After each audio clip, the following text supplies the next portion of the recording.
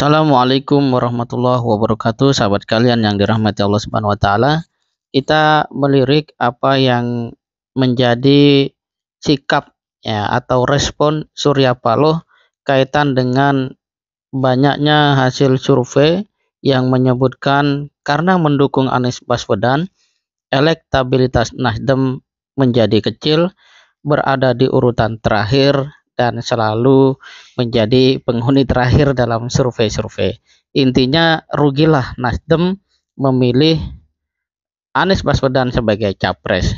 Nah, sahabat sekalian, semua itu ternyata membuat Surya Paloh tidak merasa perlu merespon secara aneh-aneh, apalagi menjadi panik. Justru dia sangat santai, ya. Kalau di dalam judul berita yang dirilis Detik ini, Surya Paloh berkata sudah tahu kecil ngapain dihitung. Artinya ya abaikan saja, kira-kira begitu. Abaikan saja hasil survei yang dilakukan lembaga survei itu. Kalau memang sudah kecil ya udah biarin aja gitu kan. Nah, sebenarnya apa sih yang menjadi maksud dari lembaga survei?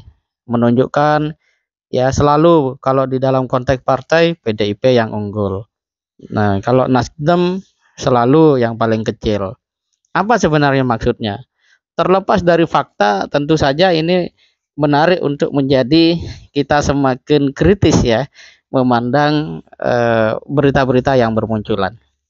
Tetapi lebih jauh dari itu adalah responnya. Terus terang kita penting untuk melihat sejauh mana sih seorang pemimpin partai itu di dalam melihat situasi, fenomena, dan tentu saja hal-hal yang walaupun itu merupakan desain atau hasil survei, dia meletakkannya seperti apa. Nah, ternyata Surya Paloh sangat rasional. Ya bilang, ini bagus juga, saya hormati itu. Makanya kalau sudah tahu elektabilitas kecil, ngapain harus dihitung? Anggap saja ini partai main-main, nggak akan dapat apa-apa, presidensial threshold juga nggak dapat. Ucap Paloh di JCC Senayan, Jakarta, Jumat 11 November 2022. Ini makna lainnya, Surya Paloh mengatakan ya sudahlah, memang kerjaan lembaga survei kira-kira begitu. Nah, mungkin begitu, ya. Walaupun ya kalau memang dikatakan Nasdem tidak berbahaya, elektabilitasnya rendah, ngapain dihitung terus gitu. Kira-kira sampai kapan survei seperti itu akan muncul gitu. Jadi Surya Paloh tidak mau pusing dengan itu. Dan itu menunjukkan sikap rasional. Terlebih dia mengatakan bahwa ya seharusnya memang kita punya ya sikap menghargai hasil survei. Karena itu merupakan bagian dari implementasi cara pandang saintifik di dalam melihat apakah seorang capres atau sebuah partai akan mendapatkan respon yang memadai dari masyarakat.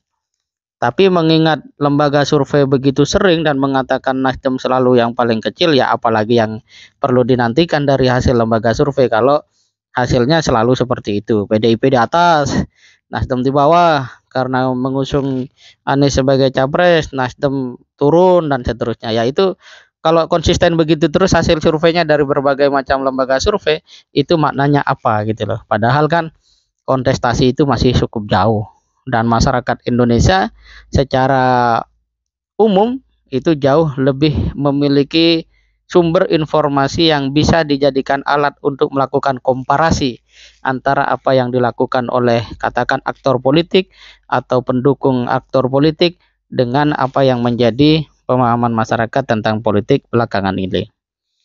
Kemudian ditanya soal strategi, ya ngapain kita ucapkan kalau ada strategi? Apa pertanggungjawaban kita untuk itu? Lembaga survei katanya. Artinya kita hargai itu dalam pendekatan-pendekatan nilai-nilai saintifik yang ada, ucap Paloh. Yang pasti Surya Paloh punya tekad bahwa saya ingin nyatakan di ulang tahun Nasdem ke-11 sebagai nahkoda kapal ini, saya ingin nyatakan supaya mengoptimalkan kepemimpinan saya untuk membawa partai ini berhasil mencapai satu lompatan yang jauh dan besar pada pemilu 2024. Artinya naik kelas, ungkap Paloh. Dan itu menunjukkan Partai Nasdem tidak akan panik, tidak akan reaktif, dan juga tidak akan menjadi terganggu dengan beragam pemberitaan soal hasil survei dan seterusnya yang selalu ya outputnya atau hasilnya itu negatif bagi Nasdem. Justru Surya Paloh ingin membawa kapal ini betul-betul menjadi sebuah kapal yang sampai pada pantai harapan. Ya, target yang real, konkret itu naik kelas menjadi partai pemenang pemilu dan kemudian menjadi penggerak ya kemajuan bangsa dan Indonesia dengan mencapreskan Anies Baswedan. Nah, inilah yang bisa kita lihat dari seorang Surya Paloh, Ketua Umum Partai Nasdem, yang kita dapat lihat dari data berdasarkan berita ini, dia cukup rileks, rasional, dan punya fokus yang jelas ingin ia wujudkan pada pemilu 2024. Kita bisa bandingkan dengan ketua umum partai lain seperti apa, dan tentu saja ini harus kita jadikan sebagai sebuah cara untuk melihat bahwa sedewasa apa ketua umum partai politik di dalam menanggapi isu-isu politik. Ini sangat penting karena sikap partai politik ya kalau dia positif dia akan memberikan nuansa dan warna dominan yang positif dan juga sebaliknya. Semoga semakin hari kita sebagai rakyat bisa semakin melihat mana partai-partai yang secara substansial betul-betul siap membawa aspirasi rakyat dan mana partai-partai yang sampai hari ini masih suka bersiasat dengan mengelabuhi diri melalui cara-cara yang tidak jujur, adil di dalam berkomunikasi kepada rakyat. Semoga bermanfaat. Assalamualaikum warahmatullahi wabarakatuh.